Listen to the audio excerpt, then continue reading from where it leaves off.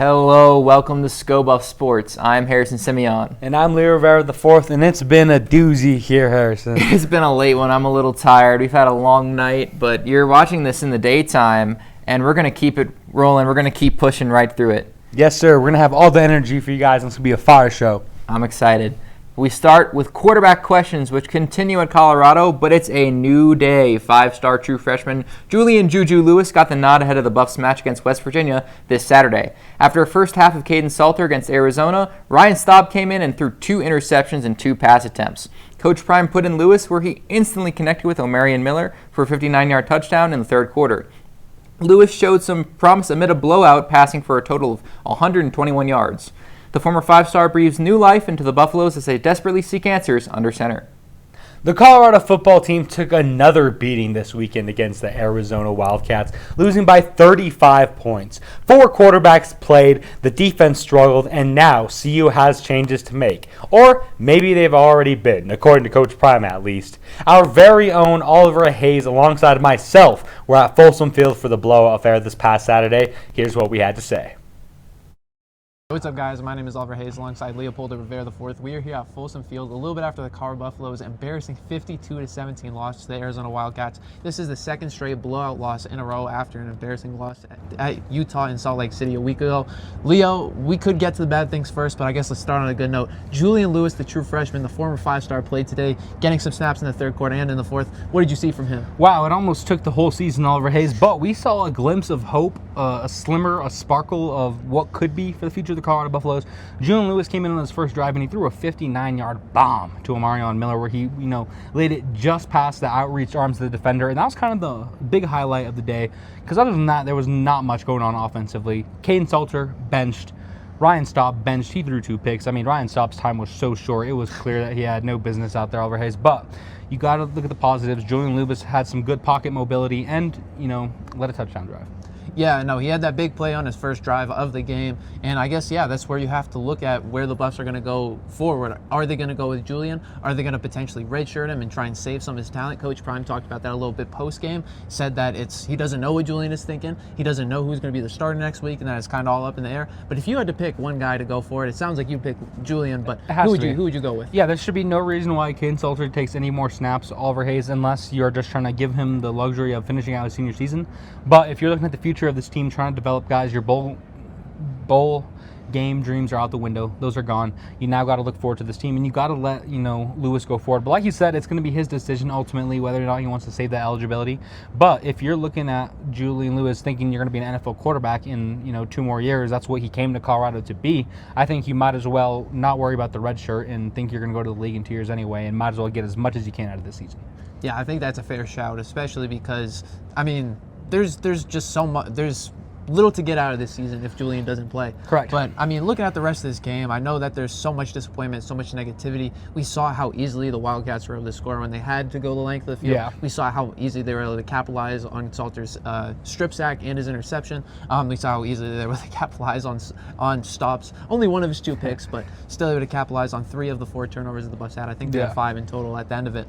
But I don't know. What else can you say about this game with so many negatives on both sides of the ball? It was really disappointing defensively because Noah Fafita really had his way, Oliver Hayes. Last year you guys go into Arizona and dominate them, and now this year he had some of that sour taste in his mouth. You could tell he was dicing them. They couldn't tackle. A lot of these big explosive plays simply come from the fact that the Colorado Buffaloes are unable to tackle in open space, right? They're there. They're in the right spots. The scheme is fine. I know that might be a hot take defensively, but I think Robert Livingston's doing a decent enough job with what he can out there on the field. Oliver Hayes, an injured defensive front, weakened secondary, a linebacking core that was the weakness coming into the season. You only gave him so much to work with, and I think he's putting the guys in good spots. They're just not executing. Yeah, I think so too, especially when you look at some of the positions that they're put in when it comes to the turnovers that the Colorado offense is committing. Correct. But I think beyond just what we saw on the offense and the defense was a lack of discipline. I think it was 14 penalties in total today, but you can think of multiple plays like Caden Salter's 75-yard touchdown throw to Sincere Brown. That was wiped off the board due to a penalty. I believe it was an illegal receiver downfield on Amarian Miller. You look at an interception by Ivan Yates. That was taken off the board by roughing the passer by Arden Walker. But those are just 2 of 14 penalties that stood out in this game and really made a difference and took off some plays that could have made some sort of edge or some sort of difference for the Buffs one way or another. But ultimately just came back down to discipline, which is disappointing when 2 years ago the Buffs were, I believe, in the bottom 10 for penalties against in all of college football. So I guess just to wrap this up, where do the Buffs go from here outside of that quarterback position? Yeah, I think Colorado's going to have to look themselves in the mirror. I would expect maybe some changes in duties somewhere, but, post-game, Coach Sanders didn't want to comment on that. He said, don't worry about the coordinators, don't worry about the players, it's all on me. That didn't really give us much other than that, Oliver Hayes, so I guess we're going to have to wait till Tuesday. Yeah, I think it's time to go and focus on this baseball game. It is top of the 10th. The Dodgers have some runners on bases, and we want to go and catch that after this abomination of a football game. We'll see if the Buffs can bounce back next week. My name is Oliver Hayes alongside Leopoldo Rivera, and as always, you heard it here first.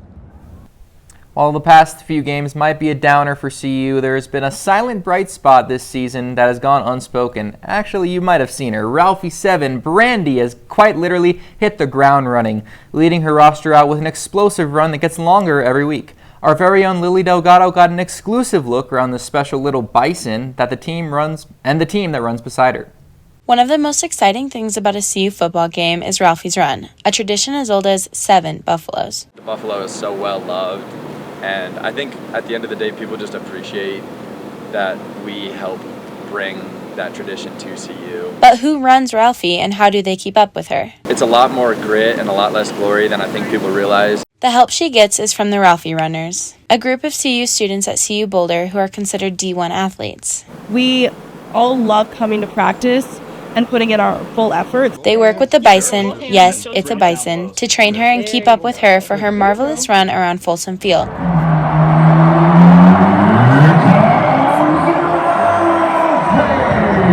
which starts every football game.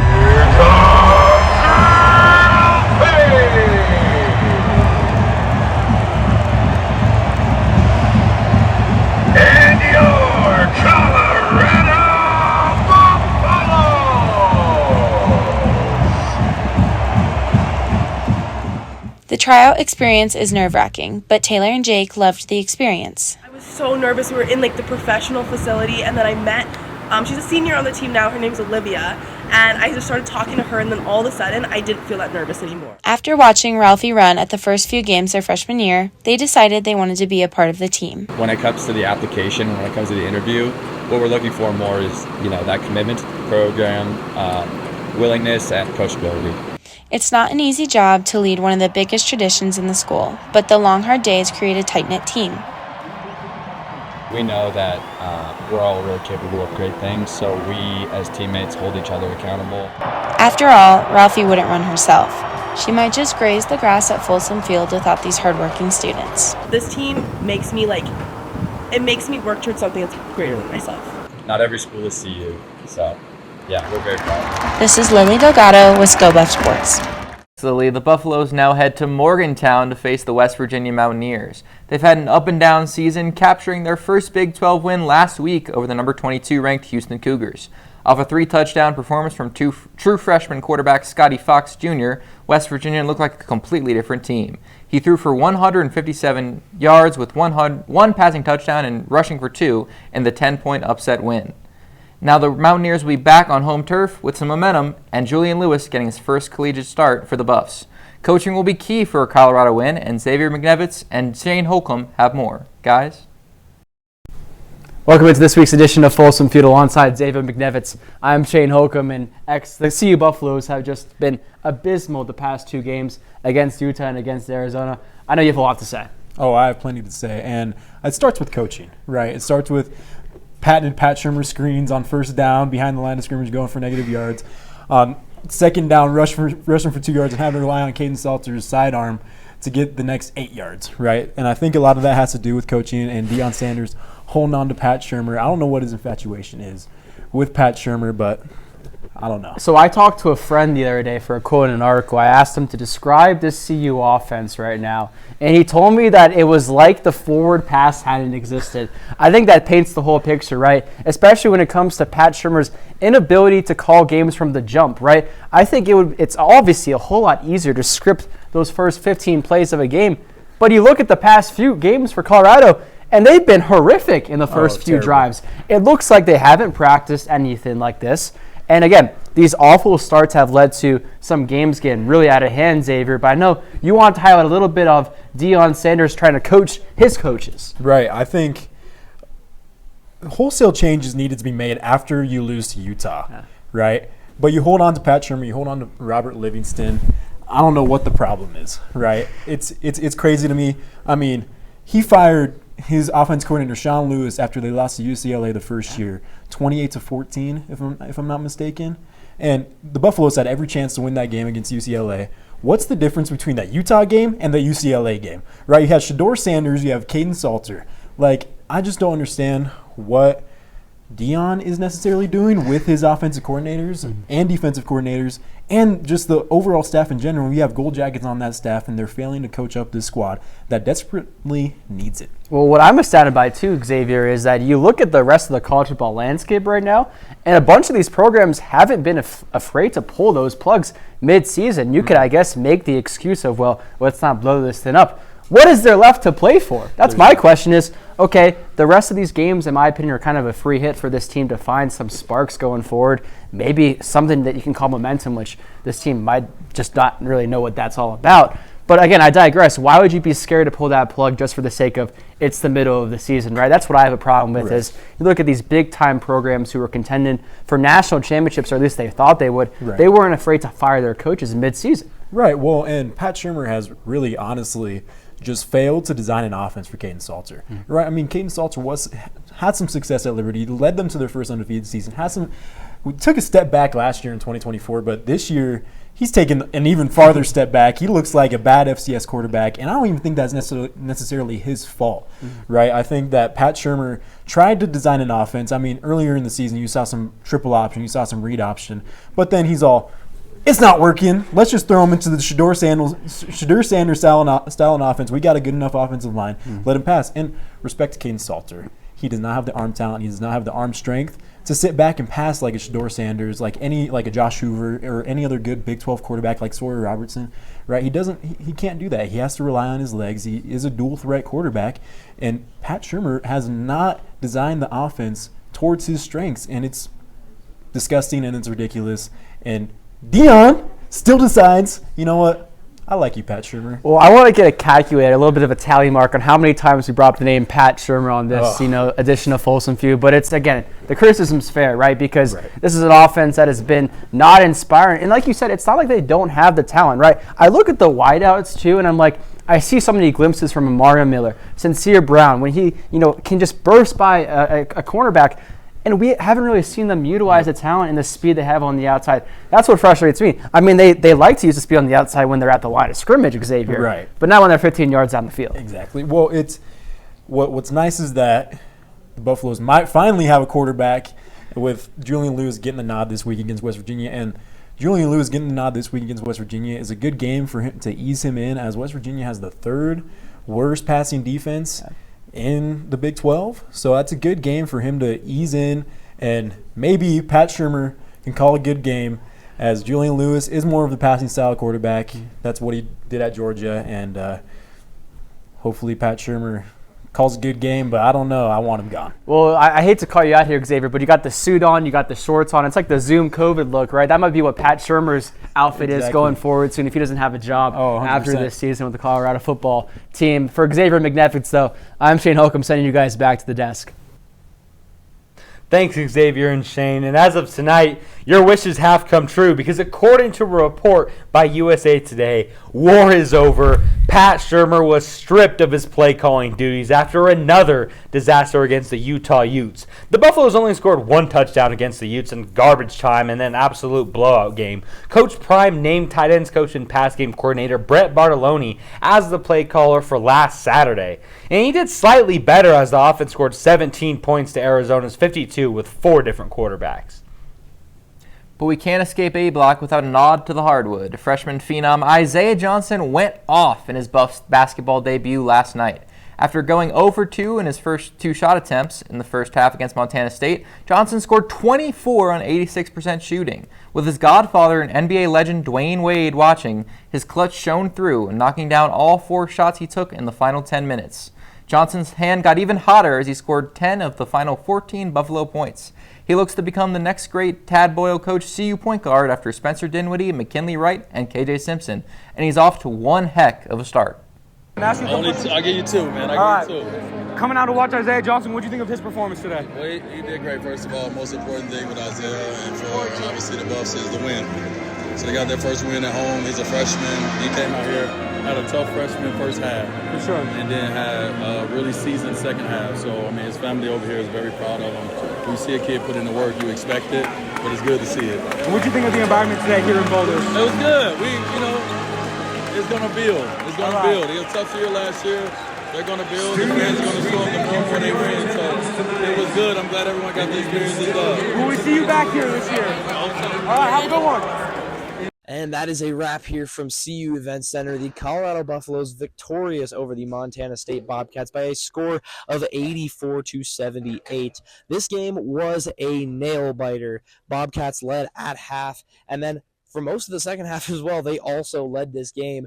Montana State looked incredible, but Colorado was able to turn it around and pick up the victory. I'm Liam Howard with SCO Buff Sports. Let's take a look at what went well for each team, starting off with Montana State.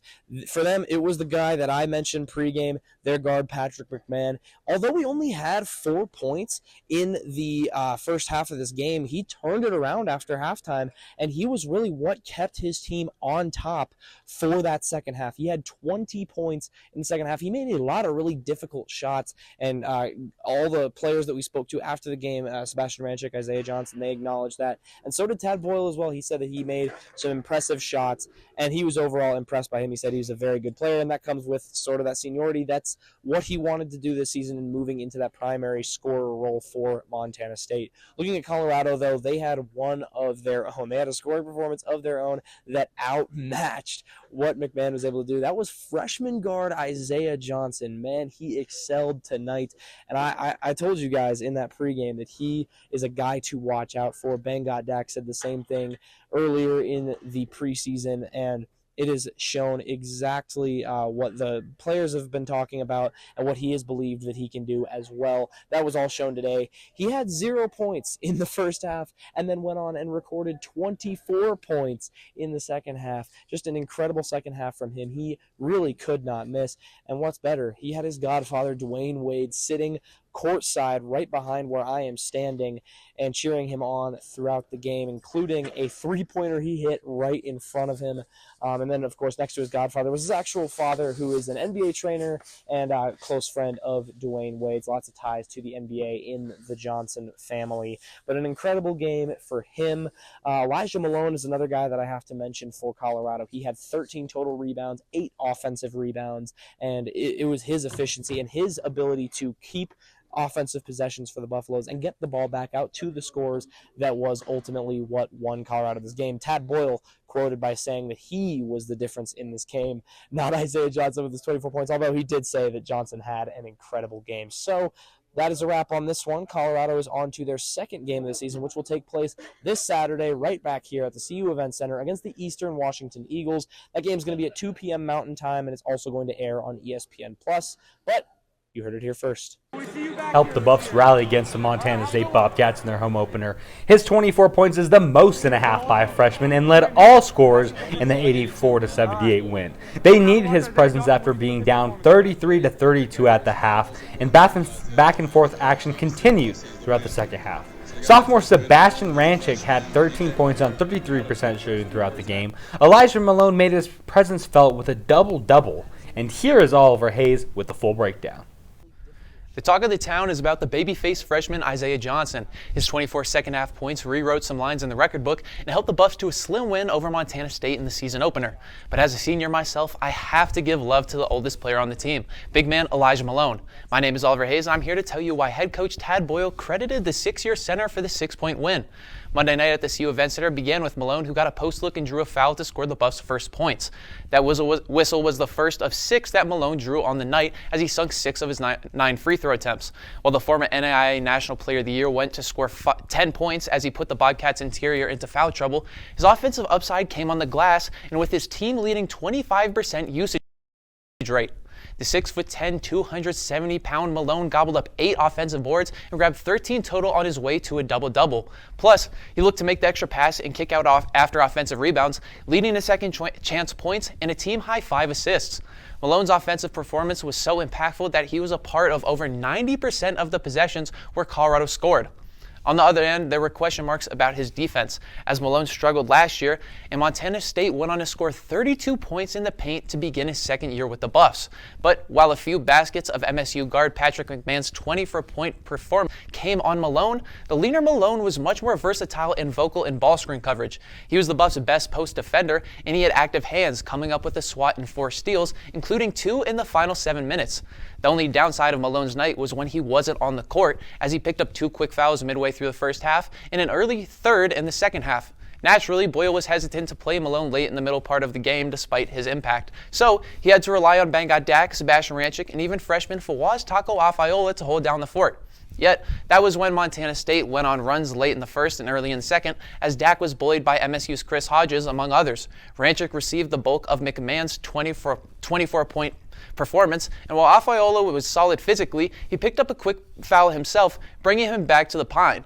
With the other freshman bigs picking up DNPs, the only other answer became Malone, who led the team in plus-minus with a positive 14-point impact. Naturally, with the help of Johnson, the night came down to the man who started it, and as the Bobcats looked to tie the game with under a minute left, Malone forced a miss at the rim, grabbed a tough defensive rebound, and found an open Ranchik for the game-sealing free throws. So, while the interior will be rightfully bashed for the lack of presence it had against a mid-major opponent, Malone should be free of most of the blame. But as an unk myself, what do I know?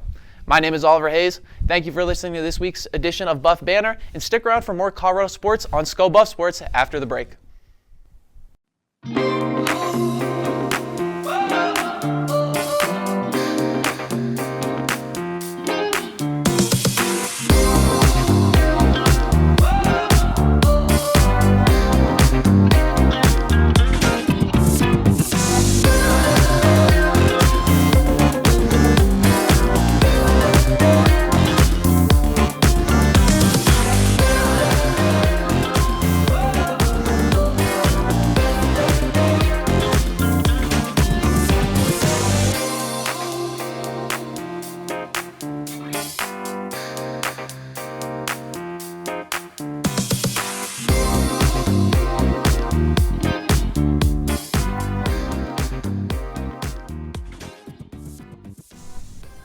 As men's hoop just got started, the women's squad starts their season this week. Head coach J.R. Payne's squad had a 10-player roster turnover for the second straight offseason, but this year she crushed it. Payne recruited 3 all-conference defenders and brought in 2 4-star freshmen. The Buffaloes were picked to finish 9th in the Big 12 polls this season, but don't be surprised if they make a run towards March Madness.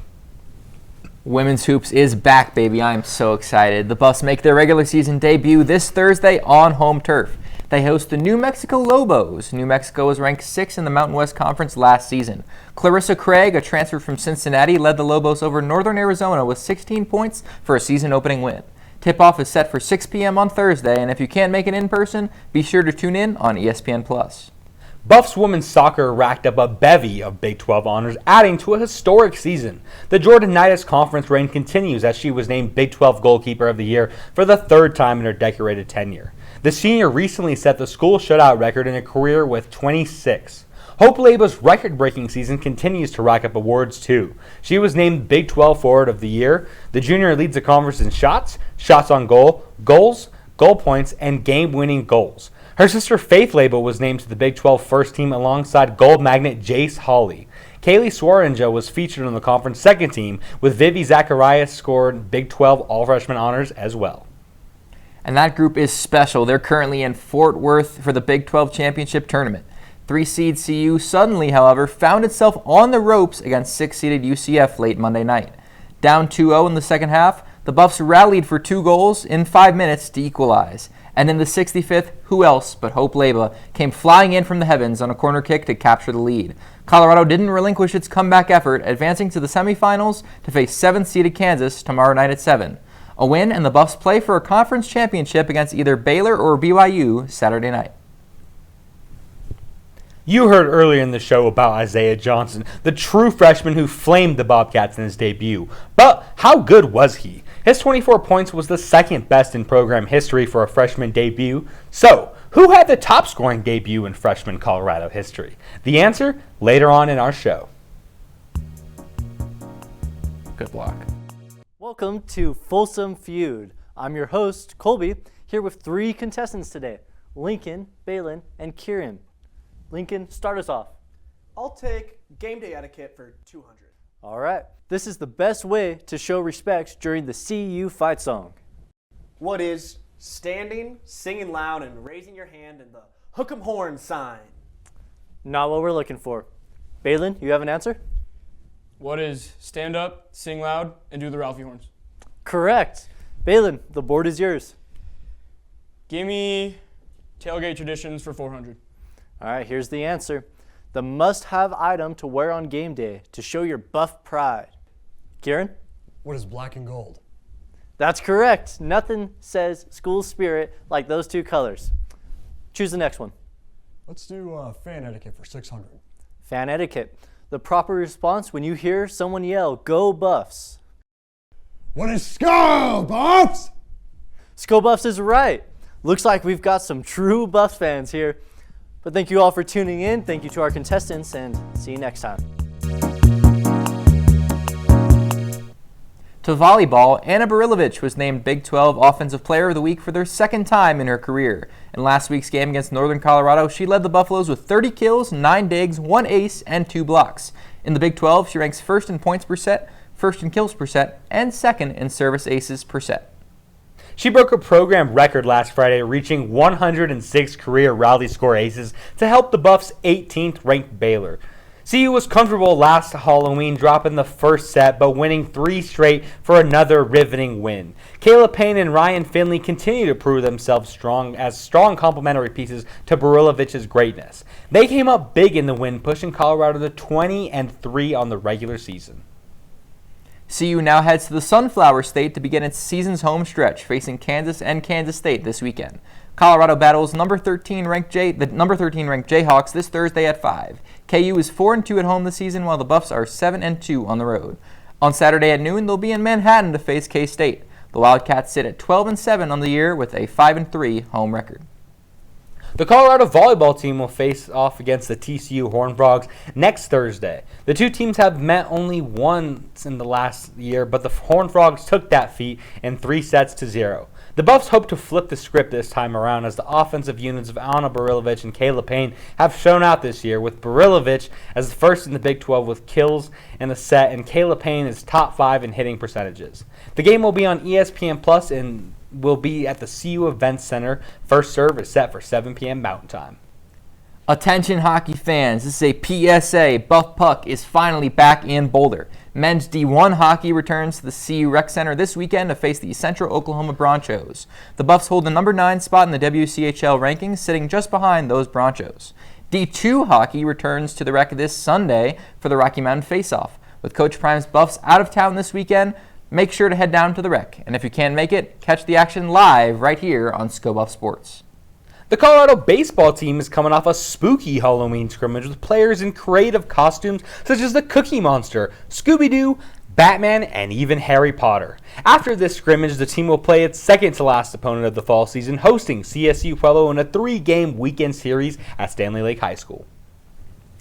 The men's and women's cross-country teams are back from their trip to the Big 12 championships. The number 5 ranked men's team ranked number 5 and took home 3rd place, behind number 1 ranked Iowa State and number 2 ranked Oklahoma State.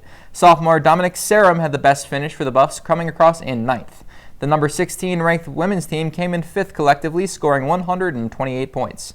Junior Jesse Sikor came in 22nd for the Buffs, just in front of sophomore Abby Nekanicki by 2 seconds. Both teams will travel to the NCAA Mountain Regional Championships on the 14th in Salt Lake in hopes of qualifying for the National Championships. Xavier McNevitz working on his reader for the live show. If we didn't have these readers done by Thursday night, chances are we would not be airing this show right now. Be like Xavier. Get your readers done. And don't forget to click save so that you don't lose any of your hard-earned work. Hey Buffs fans, I'm Jake Jow bringing you this week's Rapid Fire. The Big 12 Women's Soccer Tournament continues tomorrow with the semifinals against the Kansas Jayhawks. Tune in on ESPN Plus at 6 p.m. Wednesday. Women's basketball opens up their season at the CU Events Center Thursday. Tip-off is set for 6 p.m. or catch the action on ESPN Plus. Also on Thursday is the women's volleyball takes on number 13 Kansas. The match of heavyweights will have major implications on the Big 12 standings. First serve is set for 5 p.m. Mountain Time and will be live streamed on ESPN Plus. Wrapping up this week's Rapid Fire, Coach Prime and the CU football team will look to bounce back from last week against Arizona, taking on the West Virginia Mountaineers. Kickoff is bright and early at 10 a.m. The game will also be live streamed on TNT. Some huge games this week, so make sure to tune in. I'm Jake Chow, and this has been this week's Rapid Fire. Back to you at the desk. Well, thank you, Jake. Here's that trivia answer that you guys were looking for earlier. As a reminder, we asked you who was the top scoring debut among freshmen in Colorado history. Johnson's 24 points were the second best in the CU freshman debut, but this record is still held by, drumroll please, Emmett Lewis, who had 31 versus New Mexico in 1975. What a throwback. And Johnson may have shot the cover off the basketball on Monday, but these fans went uncovered during the fourth quarter of Colorado's football game on Saturday. Our tweet of the week goes to these fans in the student section who went tarps off and tried to rally the Buffs. That is not the tweet of the week we were looking for, but Colorado soccer went off, coming back down 2-0 to take down UCF, and that was an excellent win for CU, and they're going to take on Kansas tomorrow night. Well, it's been an impactful show tonight, Harrison. As sleepy as we've been, we've tried to fire through as many points as we can for you guys, but I think that's all we have tonight. Yeah, I gutted through it, and just remember, you heard it here first.